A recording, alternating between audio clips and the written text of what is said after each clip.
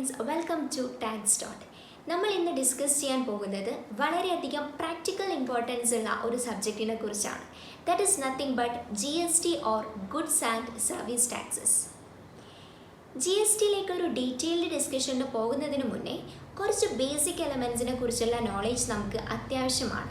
എന്നാൽ മാത്രമേ കൺവീനിയൻ്റ് ആയിട്ടുള്ള രീതിയിൽ നമ്മുടെ ഡിസ്കഷനെ മുന്നോട്ട് കൊണ്ടുപോകാൻ നമുക്ക് സാധിക്കുകയുള്ളൂ. So let's start our discussion from tax.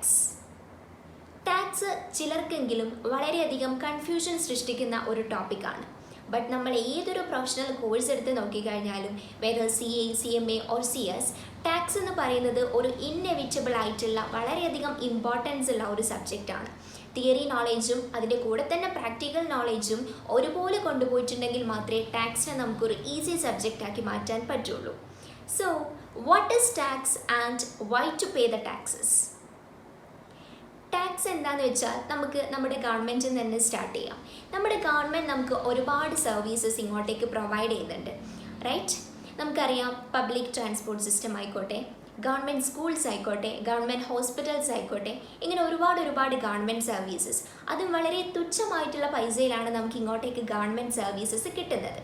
അങ്ങനെയാണെങ്കിൽ തിരിച്ച് നമ്മൾ ഗവൺമെൻറ്റിലേക്ക് പേ ചെയ്യേണ്ട ഒരു മാൻഡേറ്ററി അല്ലെങ്കിൽ ഒരു കമ്പൽസറി പേയ്മെൻറ്റിനെയാണ് നമ്മൾ എന്ത് പറയുന്നത്? ടാക്സ് എന്ന് പറയുന്നത്. സോ നമുക്ക് ഈ ടാക്സിനെ എങ്ങനെ ഡിഫൈൻ ചെയ്യാൻ പറ്റും?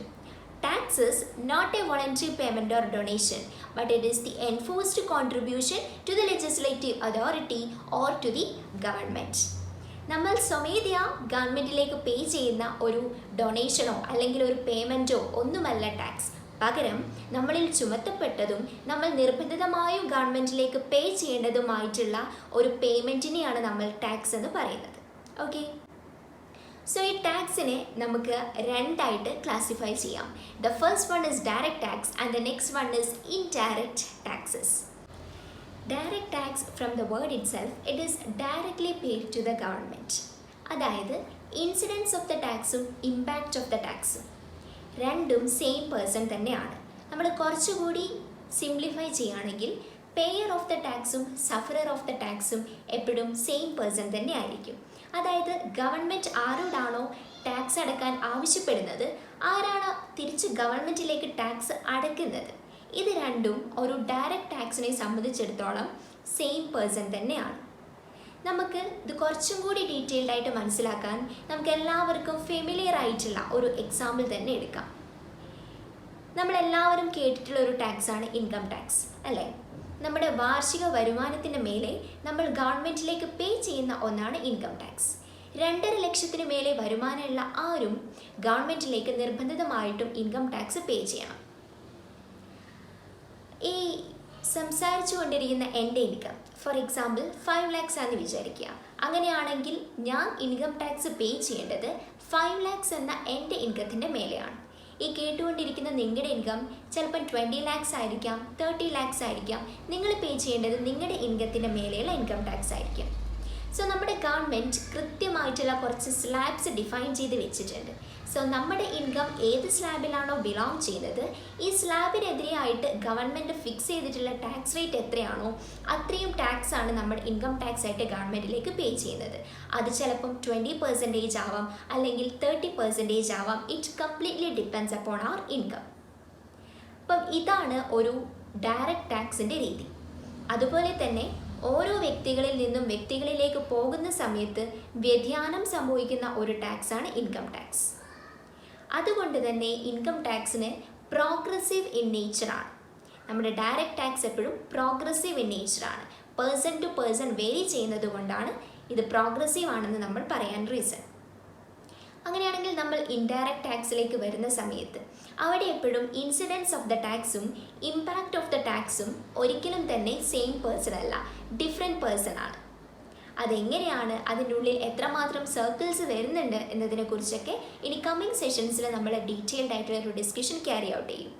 അതുപോലെ തന്നെ ഫൈനലായിട്ട് ടാക്സ് പേ ചെയ്യുന്നത് എപ്പോഴും ഫൈനൽ കൺസ്യൂമർ ആയിരിക്കും, അല്ലെങ്കിൽ ടാക്സ് ബേർഡൻ എപ്പോഴും റെസ്റ്റ് ചെയ്യുന്നത് ഒരു ഫൈനൽ കൺസ്യൂമറിൻ്റെ തലയിലാണ്.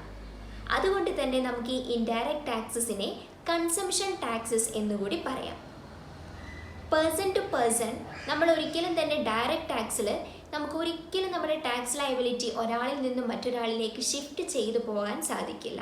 ബട്ട് ഇൻഡയറക്റ്റ് ടാക്സസിൽ വേണമെങ്കിൽ നമുക്ക് എന്ത് ചെയ്യാം, നമ്മുടെ ടാക്സ് ലയബിലിറ്റി ഒരാളിൽ നിന്നും മറ്റൊരാളിലേക്ക് ഷിഫ്റ്റ് ചെയ്ത് കൊണ്ടുപോകാൻ സാധിക്കും. നമുക്കറിയാം പണ്ട് ഇന്ത്യയിൽ ഒരുപാട് ഇൻഡയറക്റ്റ് ടാക്സസ് നിലനിന്നിരുന്നു. Like taxes on lottery, taxes on gambling, entertainment tax, purchase tax, service tax, അങ്ങനെ ഒരുപാട് കുഞ്ഞു ഇൻഡയറക്റ്റ് ടാക്സസ് ഉണ്ടായിരുന്നു. ഇന്ത്യയിൽ ഏറ്റവും വലിയ ഒരു സിഗ്നിഫിക്കൻ്റ് ആയിട്ടുള്ള ടാക്സ് റിഫോം വരുന്നത് 2017 ജൂലൈ 1 അന്നാണ് ഇന്ത്യയിലേക്ക് GST അഥവാ ഗുഡ്സ് ഓർ സർവീസ് ടാക്സ് വരുന്നത്. അതിനുശേഷം ഇത്തരത്തിലുള്ള എല്ലാ ടാക്സസും ഒറ്റ സീലിങ്ങിൻ്റെ അണ്ടറിലേക്കായിട്ട് മാറി. ഈ GST എന്ന് പറയുന്നത് പ്യുവർലി ഒരു സപ്ലൈ ബേസ്ഡ് ടാക്സ് ആണ്, അല്ലെങ്കിൽ ഗുഡ്സിൻ്റെ മേലെയും സർവീസസിൻ്റെ മേലെയും നമ്മൾ പേ ചെയ്യുന്ന ടാക്സ് ആണ്. GST റെഗ്രസീവ് ഇൻ നേച്ചറാണ്. റെഗ്രസീവ് എന്ന് പറഞ്ഞാൽ എന്താണ്? നമുക്കൊരു കോമൺ ഒരു എക്സാമ്പിൾ എടുക്കാം. നമ്മുടെ എല്ലാം ഒരു ഫേവറേറ്റ് പ്രോഡക്റ്റ് ആണ് ചോക്ലേറ്റ്. നമ്മുടെ ചോക്ലേറ്റിൻ്റെ GST റേറ്റ് എത്രയാണെന്ന് അറിയോ? It is 18%. സോ ഞാനിപ്പോൾ പോയിട്ട് ഒരു ചോക്ലേറ്റ് വാങ്ങിക്കുകയാണെങ്കിൽ 18% ഞാൻ GST പേ ചെയ്തിട്ടാണ് ഈ ചോക്ലേറ്റ് വാങ്ങിക്കുന്നത്. ബട്ട് നിങ്ങൾ അവിടെ പോയിരുന്ന് വേറൊരു ചോക്ലേറ്റ് വാങ്ങിക്കാൻ പോയിട്ടുണ്ടെങ്കിലും you are also paying the same GST rate. അതായത് പേഴ്സൺ ടു പേഴ്സൺ വേരി ചെയ്യുന്ന സമയത്ത് ഒരിക്കലും തന്നെ GSTയിലുള്ള റേറ്റ് അല്ലെങ്കിൽ GST ടാക്സ് റേറ്റ് ഒരിക്കലും തന്നെ ചേഞ്ച് ആവുന്നില്ല. നമ്മുടെ ഗവൺമെൻറ് എല്ലാ കൊമോഡിറ്റീസിനും ഓരോ HSN കോഡ് അല്ലെങ്കിൽ ടാക്സ് റേറ്റ് ഡിറ്റർമൈൻ ചെയ്ത് വെച്ചിട്ടുണ്ട്. അതിപ്പം ആര് പോയിട്ട് വാങ്ങിച്ചിട്ടുണ്ടെങ്കിലും we are paying the same tax rate. പിന്നെ നമ്മുടെ ഇൻഡയറക്റ്റ് ടാക്സസിൻ്റെ ഹെഡ് എന്ന് പറയുന്നത് CBIC ആണ്. അതായത് central board of indirect taxes and customs ആണ്. നമ്മുടെ ഡയറക്റ്റ് ടാക്സിൻ്റെ ഹെഡ് അപ്പോൾ ഏതാണ്? CBDT ആണ്. Central board of direct taxes ആണ്. നമ്മുടെ ഇൻഡയറക്റ്റ് ടാക്സിൻ്റെ ടാക്സ് റവന്യൂ എപ്പോഴും പോകുന്നത് പാർട്ട് സെൻട്രൽ ഗവൺമെൻറ്റിലേക്കും ഒരു പാർട്ട് സ്റ്റേറ്റ് ഗവൺമെൻറ്റിലേക്കുമാണ്. നമ്മളൊരു കൊമോഡിറ്റിയൊക്കെ പർച്ചേസ് ചെയ്ത് നമ്മൾ ബില്ല് ചെക്ക് ചെയ്ത് കഴിഞ്ഞാൽ കാണാൻ സാധിക്കും GST, CGST, SGST എന്നുള്ള 2 ഹെഡിലാണ് 2% സ്പ്ലിറ്റായിട്ട് നമ്മൾ കാണാൻ സാധിക്കുക. അതുപോലെ തന്നെ നമ്മുടെ സെൻട്രൽ ഗവൺമെൻറ്റിലേക്കാണ് നമ്മുടെ ഡയറക്റ്റ് ടാക്സിൻ്റെ കംപ്ലീറ്റ് ടാക്സ് റവന്യൂ പോവുക. പിന്നെ വേറെ ഒരു ഇമ്പോർട്ടൻറ്റ് ഫീച്ചർ ഡയറക്റ്റ് ടാക്സിനെ സംബന്ധിച്ചിടത്തോളം എന്താണെന്ന് വെച്ചാൽ, എന്താണോ നമ്മുടെ ടാക്സ്, നമ്മുടെ ഈ ഒരു വർഷത്തെ ടാക്സ് എന്താണോ നമ്മൾ ഇൻകം ടാക്സ് പേ ചെയ്യുന്ന സമയത്ത് നമ്മുടെ പ്രീവിയസ് ഇയറിലുള്ള ഇൻകം റെക്കഗ്നൈസ് ചെയ്ത് അസസ് ചെയ്തിട്ടാണ് നമ്മൾ ഈ ഒരു കറണ്ട് ഇയറിൽ അല്ലെങ്കിൽ ഈ ഒരു അസസ്മെൻറ്റ് ഇയറിൽ ഇൻകം ടാക്സ് പേ ചെയ്യുക. ഇതുപോലെയുള്ള ഒരു പ്രീവിയസ് ഇയർ കോൺസെപ്റ്റ് ഒരിക്കലും തന്നെ ഇൻഡയറക്റ്റ് ടാക്സസിലേക്ക് വരുന്ന സമയത്ത് നമുക്ക് കാണാൻ സാധിക്കില്ല. അതാണ് ഇതിൻ്റെ ഒരു ഇമ്പോർട്ടൻറ്റ് സ്പെഷ്യാലിറ്റി. നമ്മൾ ഇത്രയും നേരം ഡിസ്കസ് ചെയ്തത് ഡയറക്റ്റ് ടാക്സസിനെ കുറിച്ചും അതുപോലെ തന്നെ ഇൻഡയറക്റ്റ് ടാക്സസിനെ കുറിച്ചുമായിരുന്നു. സോ ഇവർ തമ്മിലുള്ള ഡിഫറൻസസിൻ്റെ ഒരു സെമ്മറൈസ്ഡ് ടേബിളാണ് ഇപ്പോൾ കാണിച്ചിട്ടുള്ളത്. സോ നമ്മൾ ഫസ്റ്റ് ഡിസ്കസ് ചെയ്ത പോയിന്റ് പെയർ ഓഫ് ദ ടാക്സസും അതുപോലെ തന്നെ സഫറർ ഓഫ് ദ ടാക്സസിനെ കുറിച്ചും ആയിരുന്നു. ഒരു ഡയറക്റ്റ് ടാക്സിലേക്ക് വരുമ്പോൾ ഇതെപ്പോഴും സെയിം പേഴ്സൺ ആണ്. ഒരു ഇൻഡയറക്റ്റ് ടാക്സസിലേക്ക് വരുന്ന സമയത്ത് ഇതെപ്പോഴും ഡിഫറെൻറ്റ് പേഴ്സൺസ് ആണ്. പിന്നെ രണ്ടാമത്തെ ഒരു ഇമ്പോർട്ടൻറ്റ് പോയിന്റ് എന്താണെന്ന് വെച്ചാൽ, ഡയറക്റ്റ് ടാക്സ് എന്ന് പറയുന്നത് പ്യുവർലി ഒരു ഇൻകം ബേസ്ഡ് ടാക്സ് ആണ്. ഇൻഡയറക്റ്റ് ടാക്സസ് എന്ന് പറയുന്ന ഒരു സപ്ലൈ ബേസ്ഡ് ആണ്, അല്ലെങ്കിൽ ഗുഡ്സിൻ്റെ മേലെയും സർവീസസിൻ്റെ മേലെയും ഇമ്പോസ് ചെയ്യപ്പെടുന്ന ഒരു ടാക്സ് ആണ്. പിന്നെ ഡയറക്റ്റ് ടാക്സിൻ്റെ റേറ്റ് ഓഫ് ടാക്സ് എപ്പോഴും പേഴ്സൺ ടു പേഴ്സൺ ഡിഫർ ആയിക്കൊണ്ടേയിരിക്കും. ബട്ട് ഇൻഡയറക്റ്റ് ടാക്സിനെ സംബന്ധിച്ചിടത്തോളം ഇങ്ങനൊരു ഡിഫറൻസ് ഉണ്ടാവില്ല. ഡയറക്റ്റ് ടാക്സിൻ്റെ എൻറ്റിയർ ടാക്സ് റവന്യൂ പോകുന്നത് സെൻട്രൽ ഗവൺമെൻറ്റിലേക്കാണ്. ബട്ട് ഇൻഡയറക്റ്റ് ടാക്സിനെ സംബന്ധിച്ചിടത്തോളം ഒരു പാർട്ട് സ്റ്റേറ്റ് ഗവൺമെൻറ്റിലേക്കും ബാക്കി പാർട്ട് സെൻട്രൽ ഗവൺമെൻറ്റിലേക്കുമാണ് പോകുന്നത്. പിന്നെ നമ്മൾ ഡയറക്റ്റ് ടാക്സിനെ കുറിച്ച് പറഞ്ഞപ്പോൾ ഒരു ഇമ്പോർട്ടൻറ്റ് പോയിന്റ് പറഞ്ഞത് പ്രീവിയസ് ഇയർ കോൺസെപ്റ്റ് ആയിരുന്നു. സോ ഇത്തരത്തിലുള്ള ഒരു പ്രീവിയസ് ഇയർ കോൺസെപ്റ്റ് ഒന്നും ഇൻഡയറക്റ്റ് ടാക്സസിലേക്ക് വരുമ്പോൾ കാണാൻ സാധിക്കില്ല. പിന്നെ നമ്മുടെ ഡയറക്റ്റ് ടാക്സസിൻ്റെ ഹെഡ് എന്ന് പറയുന്നത് CBDT ആണ്, അഥവാ central board of direct taxes ആണ്. ഇൻഡയറക്റ്റ് ടാക്സിൻ്റെ ഹെഡ് എന്ന് പറയുന്നത് CBIC or central board of indirect taxes and customs ആണ്. പിന്നെ നമ്മുടെ ഡയറക്റ്റ് ടാക്സ് എപ്പോഴും പ്രോഗ്രസീവ് ഇൻ നേച്ചറാണ്. അതായത് നമ്മുടെ ഇൻകത്തിൻ്റെ ലെവൽ കൂടുന്നതിനനുസരിച്ച് നമ്മൾ പേ ചെയ്യാനുള്ള ഡയറക്റ്റ് ടാക്സിൻ്റെ എമൗണ്ടും കൂടിക്കൊണ്ടേയിരിക്കും. ബട്ട് നമ്മൾ ഇൻഡയറക്റ്റ് ടാക്സിനെ സംബന്ധിച്ചിടത്തോളം അത് റെഗ്രസീവ് ഇൻ നേച്ചറാണ്. അവിടെ പാവപ്പെട്ടവനെന്നോ അല്ലെങ്കിൽ പണക്കാരനെന്നോ ഡിഫറൻസ് ഇല്ലാതെ നമ്മളെല്ലാവരും പേ ചെയ്യുന്ന ഒരു ഇൻഡയറക്റ്റ് ടാക്സ് എമൗണ്ട് എപ്പോഴും സെയിം ആണ്. അതുകൊണ്ടാണ് അത് റിഗ്രസീവ് ആവാൻ റീസൺ. പിന്നെ നമ്മുടെ ഡയറക്റ്റ് ടാക്സിൻ്റെ വെൽ നോൺ എക്സാമ്പിളാണ് ഇൻകം ടാക്സ്. നമ്മുടെ ഇൻഡയറക്റ്റ് ടാക്സിൻ്റെ വെൽ നോൺ എക്സാമ്പിൾസ് ആണ് GST, കസ്റ്റംസ് ഡ്യൂട്ടി എക്സെട്ര.